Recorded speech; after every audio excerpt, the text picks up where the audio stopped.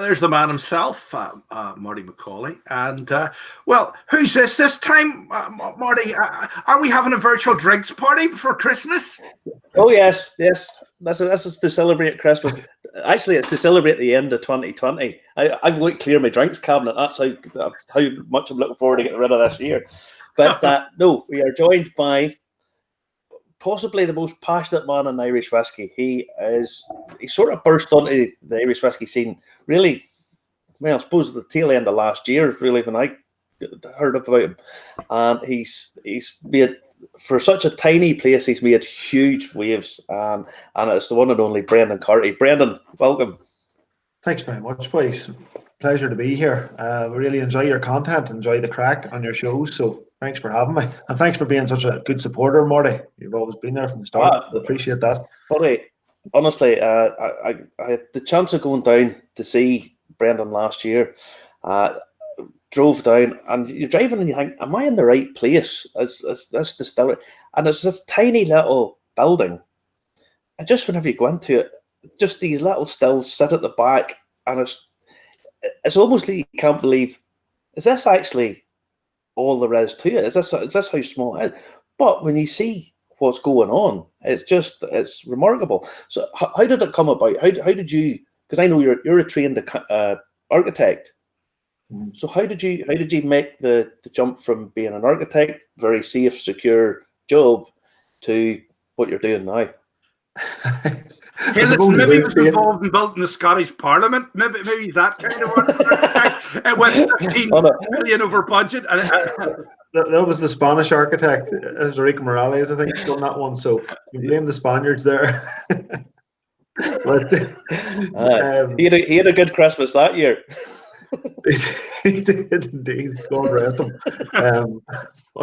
So anyway, being an architect isn't actually a secure job, as people might think. There's a lot of stress, and the cash flow is probably worse than it is with making whiskey. So that might have been one of the first factors. But during the last recession, architects are always the first people to die off, and they're the last people to come back, believe it or not. Whenever the architects profession, I had just become chartered and had to move overseas looking for work, and I was over in Australia, and I was tasting some beautiful whiskies in Australia. I was in a little whiskey tasting club, the Oak Barrel in Sydney, and we were tasting some 2-year-old whiskey that I thought was phenomenal, just as good as the best that we offer here. And this is from Belgrove Distillery down in Tasmania. So I went down to Belgrove and met Peter Bignell, the distiller. His setup is half the size of ours. Wow. He's a farmer, a scientist, and he's a brilliant distiller. And he was telling me about, the old Irish mash bills and how Irish used to make pot still whiskey differently than they do today. And this is just at the same time when Fionnán O'Connor was, singing and dancing about this too. So as everybody in Australia does, they have to come home for weddings and funerals, and there just happened to be quite a few that year. And every time I was home, I went down and was listening to Fionnán O'Connor talking. And what he was saying was resonating with what Peter from Belgrove was saying. So these two ideals were at the forefront of my mind, and all I bloody wanted to do was taste some more of this whiskey. It doesn't exist anymore. And basically the key to that was old school mash bills, which are Irish whiskey recipes. So old school recipes. And so we'll get on to that later, I suppose. That's the idea. I just wanted to make, and because there was none of that whiskey to drink, I decided I had to make it. So that's the idea. Open your own distillery. Yeah. It's a bit of a leap to go from, I really want to taste this, to get my own distillery up and running. Now, how did you get the backing, or how did you get the set up? Yeah. Don't be showing that one, Justin. That's for later, buddy. So the thing about setting up a distillery is it is expensive, even for Ireland's smallest like ourselves. Irish whiskey is it's expensive to make, especially at our small scale. Efficiencies aren't big in terms of the yield coming out of barleys. There's wages, there's storage, there's huge insurance costs. The admin is massive as well, because everything's governed by revenue. You're taking care of their alcohol, which is their money, until it's sold to the market. They get their pay from it. So we're taking care of that. It's a bond. So it's quite admin heavy, and that's just on top of normal business procedures. So we did have to get business professional. We had to get that etiquette behind us. So luckily, Liam Brogan and Shane McCarthy are co-founders of Killowen Distillery. Shane McCarthy had founded the Iron Craft Beverages, 7 years ago. Himself and Liam. And the two guys, they know their stuff when it comes to Irish whiskey and Irish beer. They know their stuff when it comes to the beer markets and exports. And Liam's also a chartered accountant, and Shane's a recovered finance whatever person from Wall Street. Believe it or not. Yeah, so they know the money. They know the crack when it comes to business, and they know the crack about the industry. I had just this absolute headstrong tunnel vision of making proper pot still whiskey. And whenever the three came together, it just created quite an effective model. We're still here today, and we're going to make a lot more noise in the future, which is good. Yeah, I can see that coming. I can see that coming a mile away. Now, the first things that you've released, I mean, you've released your poaching and your gins. Now, I will just say your poaching, I think, is fabulous. It's just, wow, it's full of flavour. And you pride yourself on releasing stuff basically as you get it. You know, it's not filtered and it's not coloured, or there's nothing really diluted even. And yet your poaching is sitting at 60%, and you could drink it neat. It's absolutely wonderful stuff. Now, the experimental cask range, which is all of these, I have all of them, and they are sort of the weird and the wonderful in some ways. This is the tequila cask. So how did this come about? Yeah, the tequila cask, it's funny. I don't have any of it left in my own personal bottles because I drank it all. I don't know what it was. I think it was around the start of the lockdown period, and I think things were getting pretty stressful or whatever, but I just really enjoyed it.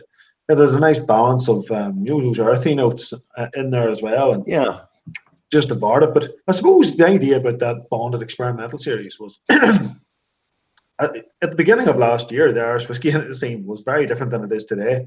There wasn't as many cask strength bottlings.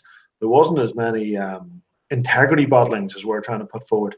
Non-filtered. I suppose we're always going that extra mile, but that's starting to come out to the fore now. And we were, I suppose, a bit ahead of the curve. We weren't the first, of course. There were cask strengths before us, but I think we just really wanted to push that, and we're trying to guide. We're trying to push the Killowen in the direction that we think the Irish whiskey industry should go.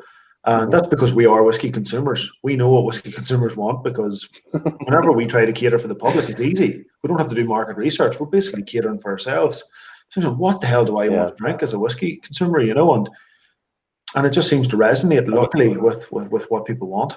So, so what we did was we got the same blend here with the whiskey that was available to us. So the whiskey available to us wasn't a lot. We did approach the big guys, and they didn't even entertain us. So what we did was we went and got from Great Northern Distillery, and they got us some 10-year-old that was originally distilled in Cooley. It was a 95% to 5%, grain to malt ratio. And for us, we just wanted a lot more malt in there, a lot more of those oily biscuity notes you get from real good malt. And so we went and asked malt distilleries, who said no. Luckily, Ecklandville Distillery were very decent, and they provided us with malt without pulling the absolute arm off us, for financially. So it made this project actually feasible, and we're very, indebted and very grateful to Ecklandville for that as well. So that good camaraderie amongst the distilleries is good. Yeah. And I mean, they're wonderful people down there. They are just as nice as they can be. This was the first one, the dark rum cask. I think this is absolutely wonderful. But then you've brought out your own rum. Oh, the rum was great. So I don't think Ireland has ever produced a dark rum from start to finish. There are dark rums out there, but I think they're coming. They're spiced rums, or else they're bought in product as well, and spiced and further cast. Marty, why didn't you tell me about this, that they've done their own rum? Dark rum is my favorite drink. I mean, Justin, he was Justin, afraid you're I going to can't drink it. do everything. I would be afraid Justin would drink it. He'd put it into, I don't know, some weird Spanish cocktail. So he would. And that photo you can see there was taken down in Warm Point Harbour. So I was trying to find somewhere to take photos, and wintertime doesn't have good light, and you need to take photos, with good daylight. And so I had to take it outside, and this is actually a morning sunrise. So it looks like it's a bit in the middle of the summer or something, but it's just that lovely warm light first thing in the morning. Yeah. A few seconds later, it was absolutely freezing. And so luckily I got it. I took that photo the day of the release, and like all of the taste notes, I sent out the press release too late. I was also drinking it while I was writing the tasting notes, so it was always infamous for typos in the press releases. So any of the influencers or anybody who gets our information are just going, right, we'll just wait for the next email with the corrections in it. Version 2, possibly 3. Oh, without doubt, I know. And I keep kicking myself, but it's all right at the time because you have a few drinks and you don't care. But then the next day you're like, oh, what did I do? It's whenever you get a chance to actually sit down and taste the produce, it's. But the rum is packed full of flavour. It's as good as any rum on the market. Without reason, obviously. And the fact that there's an Irish rum, I mean, how much more difficult is it to make a rum than a whiskey or I mean, say the difference between a gin, a whiskey, and a rum. What's the difference? Is it made with sugar beet, Brendan? Is that made with sugar beet, that rum? It is made with sugar, but not with sugar beet. Right. I'm not even entirely sure you're allowed. You would be probably are allowed to make sugar beet, but I don't think you are. But what we've actually done, Marty, you were talking about, if it's more difficult as well. It's difficult in a way, but mashing, breaking up grain, mixing it in and stirring it is labor intensive. And at Killowen we use no mechanization, everything done by hand. So that's difficult. Yeah. But with this, all you have to do is mix, hot water and your mixture for your rum. This rum, we pride ourselves on being 50-50, which is 50% molasses, 50% sugar. And there's a huge snobbery that's going to be introduced into rum from particular distillers over the next few months to 1 year, saying that molasses should not be used in rum. There's actually a particular arrogance, especially when you go to nations and try to, enforce that opinion. But people who have been making rum for generations, molasses is a massive, significant component of rum. And for us, we made it 50%. Molasses is expensive. Molasses is a byproduct of the sugar industry, and it was less expensive. But nowadays, molasses is bloody expensive. Molasses that we're buying in is over twice the price of the sugar. And it really hurts us financially, to go and buy this molasses and mix it with the sugar. But we would be far safer if we pulled it back to 10%. But we're taking, it actually ends up being a more expensive product. And you'll notice when you taste our rum, you're getting a smack in the mouth of molasses. It's like treacle on toast and gingerbread with butter in there too. It's, you know what I mean? You're getting treacle molasses, licorice, it's massive.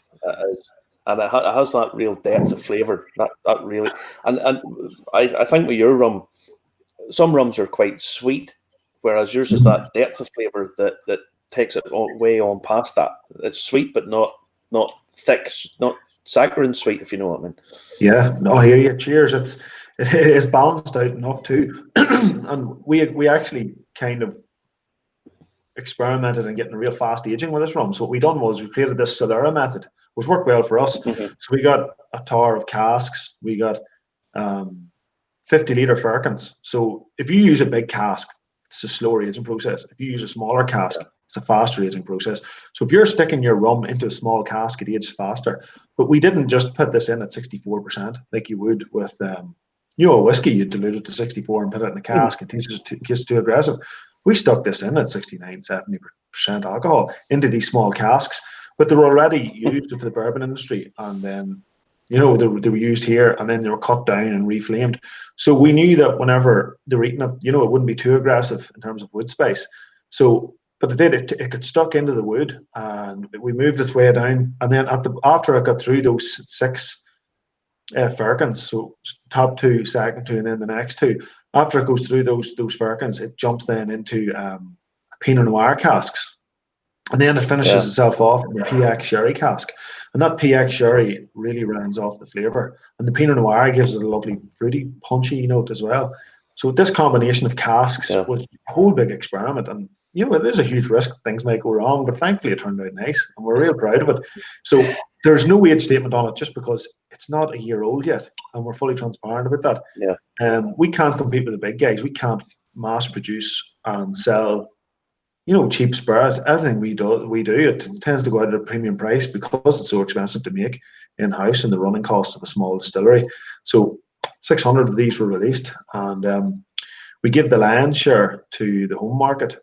So they'll be distributed into local shops only by the looks of it. So there's about 100 of these left in circulation, and they'll only be going to some of the northern off licenses by the looks of it. And so they're being distributed through Anzac, and Celtic Whisky Shop in the Republic have the rest of it. So I think there's a bit out in Germany as well with Marcus Spitzer. Forgot about that, through Irish Whiskies DE. So I think these are the only stuff of ours right now that are probably on the market. All of the rest of our whiskies are sold out, unfortunately. Wow, they'll sell out really quickly. As I say, the dark rum, we have the Pinot Noir experimental cast series here. I have the Chicalina, which I had to Google to find out how you pronounce that because but I mean, this I keep telling people that this is the cask strength sort of flagship for me, because this takes huge amounts of water until it gets to where it really opens up and you get the benefit of it. And it's I've told Justin and some of the other people that watch the show, every week, the point of cask strength is you experiment till you can get it to where you want it to be, and to what you think you get the most out of it.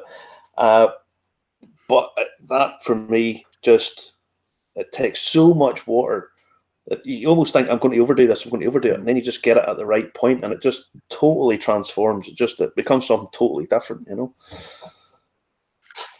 Is there any other sort of spirit, Brendan, that you'd like to try to make if you could? Yeah, a big aim. A spirit, but a big aim of Killowen is to premiumize poaching. Right. I think there's massive, like the Glens of Antrim, like have a huge, relationship with making poaching as well. Wouldn't know anything about that. I think you guys would know more about it than you let on. Wouldn't know anything about that. But there's also, although there wasn't a huge amount of arrests recorded in the past, like we all know from our parents and even ourselves, about a lot of it being made in Lawrence as well. And I think it's a huge part of who we are. And there's so much legs if Board B and maybe Tourism and I as well, or sorry, the food in Northern Ireland were to get behind it and really push poaching. I think there's another category there for us to enjoy and celebrate worldwide. And poaching, it doesn't need to be aged just as long. I think so. So we are working on that, and in the new year, in the months of the new year, we get something.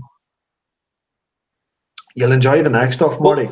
We've done something to represent different parts of the island, and it'll be coming out in January, hopefully. It'll be good fun. Oh, excellent. Now, the one thing I show people in the bottles, and I'm trying to find one that has the most in it. Brendan basically just lifts this straight out of the cask and puts it in a bottle. Now, you sometimes can see little bits of the char floating about. I'm trying to find the one with the most in it, because you get bits of wood. The rum, I think, was probably the rum might have had a bit too much, which we've heard back since then. So that's the rum. It's definitely. It's hard to see on camera, but we get the idea. Yeah, it's good for this time of the year. It's like a Christmas snow globe with. Listen, if you want Christmas, it's like a snow globe. I can do Christmas snow globe. If you want Christmas snow, there's Christmas snow falling on the screen now. Oh, lovely! That's all we need. Can you turn that black and we can pretend it's Killowen char globe? Black snow. Like no.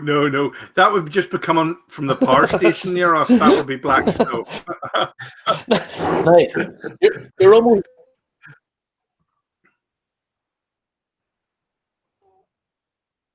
There's only one more of the experimental cask releases, isn't there? There actually is, yeah. And oops, it's right here. I better turn that around. Hopefully, nobody rewinds and gets a look at that. Oh, Turn we've it seen around. it. We've had an exclusive. It's sitting on the shelf. Where is it? Where is it? It's right here. And Right. so this is the back of the bottle. Hopefully, it doesn't say anything about. Yeah, so just cover you. But I'll just show you. Like all of the bottles, we printed the same label again. The label that we were forced to Ah, hide some of our information. So we just printed the same labels again, and again so continued that Sharpie culture. Sharpie culture is now a part of Killowen. So as a protest, if there's something that we think should be on a bottle, we'll print it on the bottle and remove it if we have to. There you There go. you go, There's Dustin. the Dustin, you looking a wee Sharpie part-time for job you. with us. Yeah. It's called redacted. It's been redacted. There you go. We've Redacted. got- How many Sharpies would you like? I've hundreds of them. Hundreds of them. we keep them in business. I just held up the bottle there, the unredacted version, just in case anybody's wondering The what's down previous below ones, the black yeah. lines, Yes. Yeah. No. Yeah. So why did you Wild. have to redact that? Why did you have to mark that out? I think that there's been a few attacks at Killowen from certain organisations claiming to, protect the industry, and it's been quite hurtful for us, to be honest. It does interrupt business. We also wanted to produce another product for Christmas, so we ended up we're going to be pushing two products now to January, because it takes up a lot of your time and admin, and the local environmental health officer is getting to know us very well too, and he comes in quite apologetically, knowing that there's some ridiculous measures being pushed, just firing warning shots over the bow, going straight to be it HMRC or to DEIRFRA in London, who then report to DEIRA in Northern Ireland. Petty actions, but it's unfortunate that it's come to this whenever everything we do has the Irish whiskey industry's best intentions at heart. Nothing short of integrity is what we're asking for, and this is what if a phone call sometimes directly to yourselves would have been much more, convenient instead of. I don't know. I don't want to get into it. It's Christmas time, so it's time for Christmas jumpers and cheer. So Christmas time. Marty, I've got to cut this What you guy did- off. you He's got a did- Christmas jumper on. He's got a Christmas jumper on. He didn't tell us. He's got a Christmas jumper on. Now, you and a couple other W.D. O'Connell, JJ Corey, Blackwater Distillery, you've banded together now to form the Irish Whiskey Guild. So what's the purpose of that? That's right. What do you see doing with that? It's a very interesting, because Louise at JJ and Dahi at WD O'Connell, those are two whiskey bonders that are producing lovely bonded whiskey. It's brilliant to see whiskey bonding come back into the industry. And then there's Peter Mulryan, Exactly. and then there's also ourselves, who are two distillers who are focused on making Irish whiskey the way it was made whenever it was the whiskey of choice around the world, before the massive growth of Scotch that filled in the Irish whiskey void. So Irish whiskey was doing something differently then. That was something really interesting. So the two cores at heart of the guild are about protecting the interests as well, of small independent consumers, but also protecting the interests of the industry, because a lot of it's about empowering the consumer as well. And I think we need to understand now that Irish whiskey is not competing against itself. It's not competing against Scotch. World whiskey is growing, and it's offering something very unique to consumers. And people are buying world whiskies more than they're buying Irish and Scotch, and that's a growing market. And we're looking at it all wrong here, which is brilliant. But they're offering something that we can't offer, because we've got ridiculous legislation that's written by particular bodies that are influenced by other particular bodies, and it's nothing short of corruption. And unfortunately, we're biting ourselves in the backsides here. We're just going to go around and go into the same mistakes that we did do whenever Irish whiskey collapsed, the last time. So we need to focus on sustainability of the industry. And unfortunately, these young Turks that are seen as upstarts, we're actually the answer. We're the answer to sustainability going forward in the Irish whiskey industry. And unfortunately, we have to take these matters into our own hands. So we've created an organisation that's respectful of any other organisations, and is also very welcoming to other craft industry producers. And we're going to try and influence the government organisations, the powers that be, just to educate them, because sometimes they just need education instead of outsourcing work. we can influence the likes of the Department Yeah. of Agriculture in the Republic of the other points of view and of the sustainability issues in Irish whiskey. That's how I see it anyway. Yeah. Well, it's Yeah. funny that they were so flexible when I it think- came to things like hand gel. Aye. We are indeed. Did you get any, Yeah. Justin? I did. I've actually tasted some of the hand gel by mistake, and when you do, you know you've drunk something you shouldn't. You know when you put it in your hand like that there, and you wipe your face. You know, but you were in the act with the hand gel as well. I mean, has that stopped now? Has it? It did indeed. It's a funny one. At the start, my wife is actually she gives up a lot of her spare time for the NHS. She understands the legal aspects of the NHS and the structures of it, and it's trying to be coped by certain political parties. So she's trying to get in there and support it, and there's a lack of funding, and they're trying to close down certain hospitals, and she tries to keep them going. So her family are very involved with the NHS as well, mother, sisters, doctors and nurses. So that sort of just encouraged me to try and help out wherever possible as well. And I was well aware of severe lack of PPE. So what we did was we just produced tons of it, and we ended up taking it up to Craigavon and giving it to them so they could distribute it to the Southern Trust. We also drove a lot to Belfast and dropped it up to different charities too. But then we had to sell some at the same time to keep this thing going. So we felt bad about, you don't want to profiteer off crisis. So we made sure to give away as much as was physically possible. So we drove huge amounts of it here and there and everywhere ourselves. But it wasn't just us. This is something that everybody across the distilling industry was doing. Acklandville were doing it themselves as well, giving out copious amounts of sanitizer. And when we fell short of sanitizer for our distribution, Acklandville were helping us out too. So that was the idea there. Okay, lovely stuff. Marty, what did I show earlier on that you didn't want me to show? Do we get there yet? This week there's been a charity auction. It's been going on for a period of time. The Friends of Middleton Distillery have asked some guys to put up bottles that they can auction off for the Capuchin Day Centre. I'm correct? That's right, isn't it? That's right. There's Brendan an anonymous. Yeah. There is Brendan indeed. put up a bottle. That's a one of one. You go, Marty. Do you want to put the picture up again? Put the picture up again, Justin. So this is a unique bottling. This is your own spirit. I'm right in saying that this is the first whiskey that you've actually released, is it? You're right in a way, but it's not whiskey. In order to be whiskey, it has to be 3 years old. So this is not yet whiskey. So the response that this bottle is getting for not yet being a whiskey is just phenomenal. But you're right, this is the first time we've released something that will, go on to be a whiskey. This isn't pot still whiskey in any way. This isn't single malt in any way. This is an expression of Killowen's personality. This is 90% rye, 10% barley, and that 10% wasn't even milled up into it. That 10% was actually put in there to try and give a bit of buoyancy. It was put in as whole grain to try and give a bit of buoyancy and to what ended up being a very sticky mash that was impossible to work with. So it was great just to get it done. But I need to say something about this as well, because the guy holding the bottle in that photograph is a gentleman who goes by an anonymous name of Banksy. Is it Banksy? It's Banksy. Yeah, we're just going to call him Banksy. He set up the Friends page.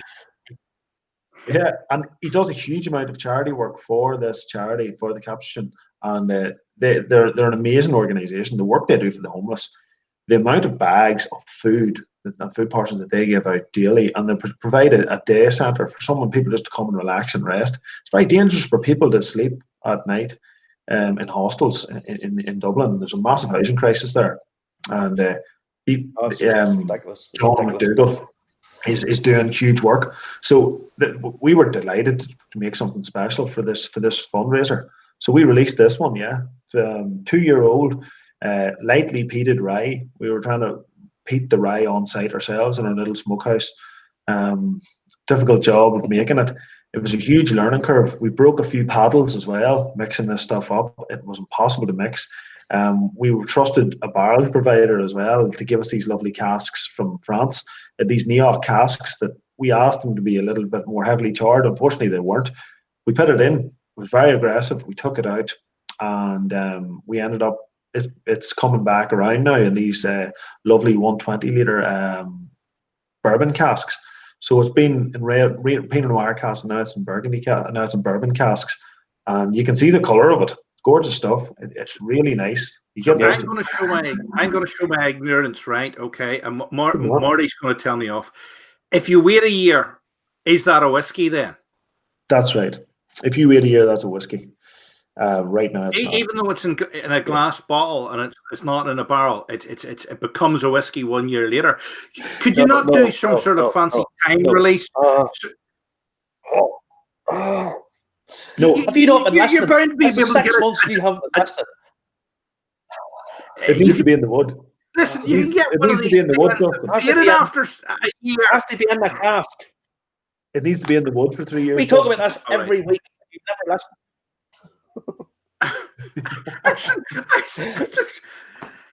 It's a learning show. It's a learning show. I'm not pretending to be stupid. I know nothing about it. You haven't learned anything.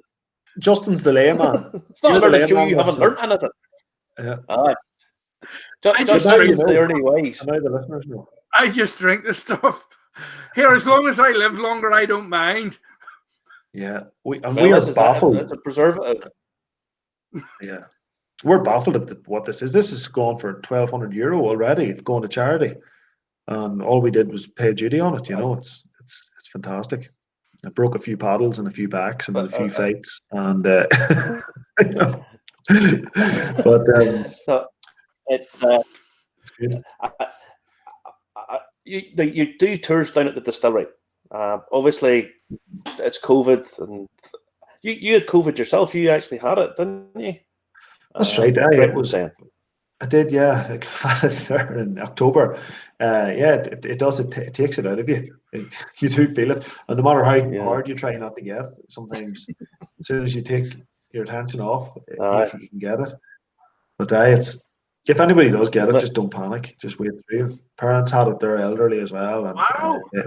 They seem that they're okay now as well. It's just unfortunate that. Just take care of yourself. It's just fortunate that it hits the random people in the wrong way. So we just need to take care of each other. Just a quick legal question from the legal department that spoke in my ear. Brendan, if you keel over between now and we put this out on Saturday night, can we still put it out? Can we? Indeed, by all means. Thank you very much. You're looking mighty well for a man that has coronavirus. It's a few weeks back now. Oh, it was back in October. Now, the distillery tours, obviously, that's at the minute. But if someone comes to the Killowen distillery, what do they do on the tour? What do you give them? So they're off now, as you said, for the COVID. But when people come in, they just get a really warm welcome. They get taught what we're doing. And that room, that's one room of the 3 rooms. You can talk through the process. We explain the science of it. When you go to larger distilleries, things are a bit daunting. You see steam coming out of here, a lot of machinery and equipment. You don't actually leave understanding what the hell's going on. So whenever you're here, because you always have a few samples at the end. That's it too, and then you forget. But you get that with us as well. But what we actually do, Justin, is you talk people through the 3 stages: the hot water, the mash tun, show them the wort, show them after the fermentation when you get your beer. Your wash that goes into the stills. So the stills are usually running when people arrive anyway. So you show the 2 stills. And you can taste what's coming off the stills if you're there at Hearts time. And then you understand the science of it. You can also basically smell what's coming off the still. You're making beer. You smell it too. Indeed, and you can smell the cuts, the different stage that it's at.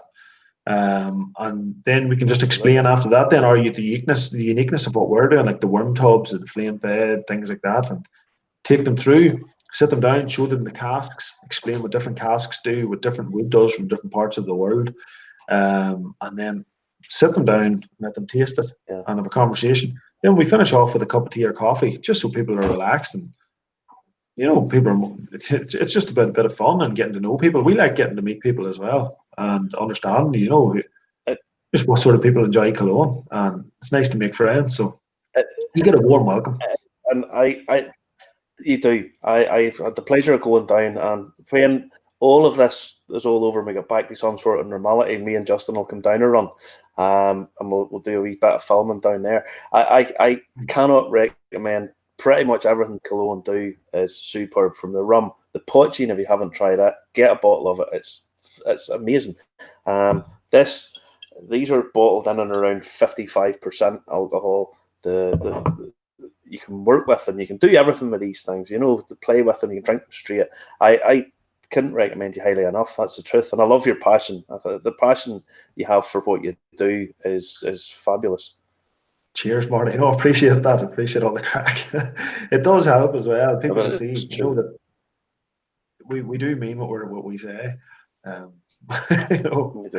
trying for the betterment of the industry, and we think that's the way to go. But yeah, the key thing is more oats, more rye, and more wheat in your pot still mash bills. And it might be hurtful to some people, but it's the truth. Brendan, I just want to ask one more question. Marty, can I ask them one more question? Who does the marketing for the bottles? Because you go down the simple, clear, normal, standard bottle route rather than going for fancy presentation or ornate bottle, but yet your product still manages to stand out dramatically. Is that your architecture coming through, is it? I think it's just good design as well. But we wanted something that was different. There was a lot of round circular bottles out there, so we went for those hip flask style bottles. I think they're a nod, especially with the poaching, they're a nod to drinks of the past. Yeah. And it's just, I think they're just very approachable. It's very minimalistic for us as well. It's not about packaging as well as what's in the bottle. So we went for something simplistic and minimalistic. And instead of we're going with the logo, we tried to move away from that logo idea and just have information on the label. So there's no logo yet. Killowen might very well have a logo going forward, but right now it doesn't. And the label themselves just have information on them, and it's working so far. So it's about empowerment of the consumer for all of our liquids, be it the gin, the poaching. You get to see the mash bill, you get to see the details of the botanicals that are in the gin, for instance. As much information as possible for the whiskey. So that's it. There was a bit more then. Now it's good to follow that journey along. But going forward, there's going to be some very interesting things next year. Today, we're bottling some poachings today that we think are going to blow people away. These poachings that we're bottling, I think, it's very interesting. 10-week old poaching. You're allowed to put poaching in wood for 10 weeks, but the same gobshites that got involved with different technical files have also created rules in this one. You're not allowed to mention cask anywhere on your bottle, so you can say wood rested for 10 weeks. So don't ask me why, but yeah. So that's been an expensive learning curve so far. Yeah, it's. I think as the industry sort of tries to find its feet a bit, it does need. I think it does need a sort of stable base, but the young Turks, as you say, do need to shake things up too. That's where the likes of yourself comes in, Brendan. I love your passion. I've said before. Yeah. I think you're absolutely marvelous at what you do, and just say I wish you a happy Christmas.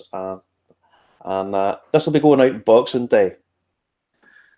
So I will without question have a Killowen on Christmas Day. Without question, I'll have a Killowen on Christmas Day. Thank you very much, Marty. Thank you. That's wonderful. I really appreciate it. Cheers, Nick. Thank you very much, mate.